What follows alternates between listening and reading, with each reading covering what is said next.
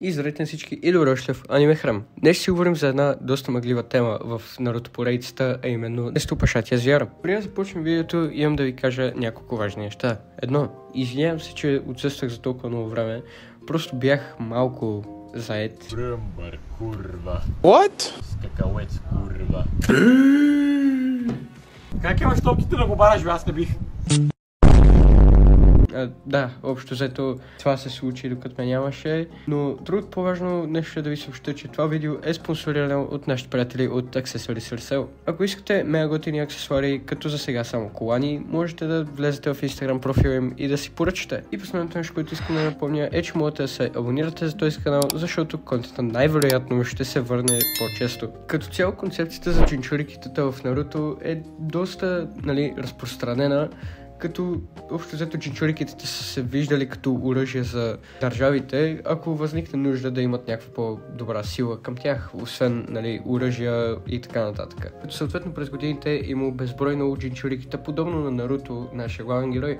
Въпреки че да станеш джинчурики идва със своите недостатъци и трудности, ако успееш да овладееш звяра си, т.е. както Killer Bee или Наруто, ще имаш огромна сила, защото е казано, че когато джинчурикито и биджото са в добри отношения, са много по-силни. Когато едно джинчурики знае как да се управлява биджото, то автоматично става едно от най-полезните оръжия за своята държава. Обаче след всички джинчурикита има едно по-специално, което е над абсолютно всички други, и то е джинчурикито на Десетопашатото.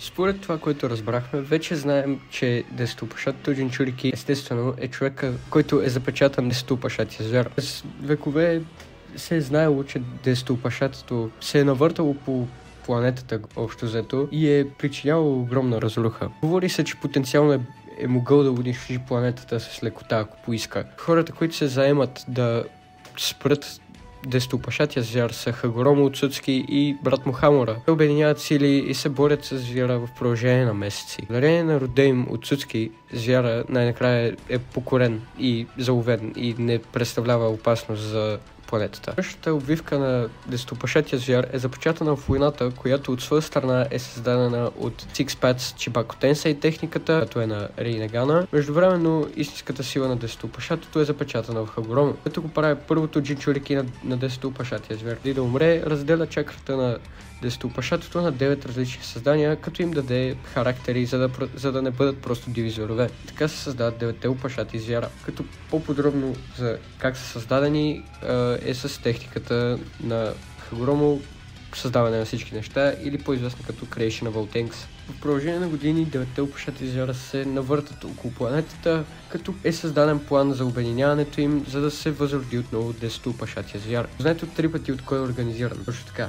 Мадара Учиха, който е от своя страна е манипулиран от Черния Зецо, защото той иска да си върне Кагуя обратно, защото за който не знае, Черния Зецо е въплъщението на Кагуя. Мадара, използвайки хора като Обито и членовете на Акацки, всички опашати зверове биват събрани в Гедомазо статуята и плана за съживяването на Десетопашатото е в действие. По време на четвъртата велика нинджа война, Десетопашатото е върнато към живота си и за по-добър контрол над силите на въпросния звяр има и джинчурики на Десетопашатото, като следващото джинчурики е Обито, от своя страна пък е един от виновниците за въпросната война. След като Обито изгубва битката си срещу Какаши, той използва техниката Six Coffin Seal, за да направи себе си джинчурики на Десетопашатото. Контролирането на Десетопашатото въобще не е толкова лесно, колкото е възможно джинчурикито да изгуби съзнание за някакъв момент, докато се стабилизира, но в момента, в който успее да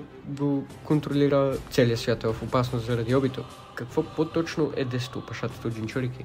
Десетопашатото джинчурики е най-силното джинчурики от света на Наруто, като е добре да сме наясно, че комбинираната сила на 9 опашати звяра е много по-малка от силата на Десетопашатото. Добре известно е на всички, че звяра притежава сила да може да разделя континенти, да може да пие океани и така нататък. Неговата чакра е достатъчно мощна, че да може да унищожи цяла държава само с един взрив, който е доста впечатляващо.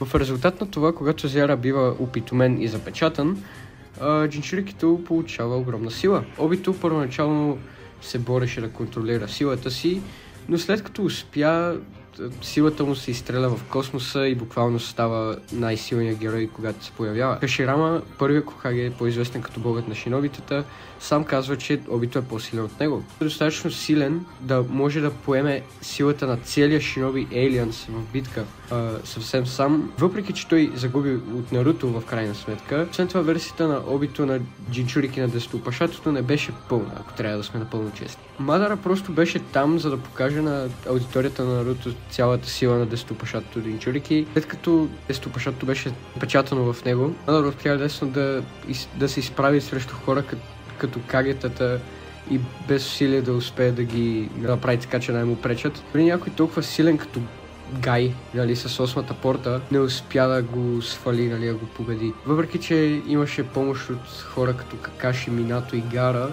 хората, които спасяват, нали, положението, са Наруто и Саския, когато получиха подобрените си сили от Хагромо с цел да спрат Десетоопашатото. Силата им все пак не беше достатъчна, за да победят Мадара. Това доказва колко силен Мадара с Десетоопашатото в него. Надявам се нещо да ви е харесало. Ако е така, го харесайте и се абонирайте за този канал, защото се надявам този път контента да се върне една идея по-често от преди. И да, това беше мен за днес. Чао и до следващия път.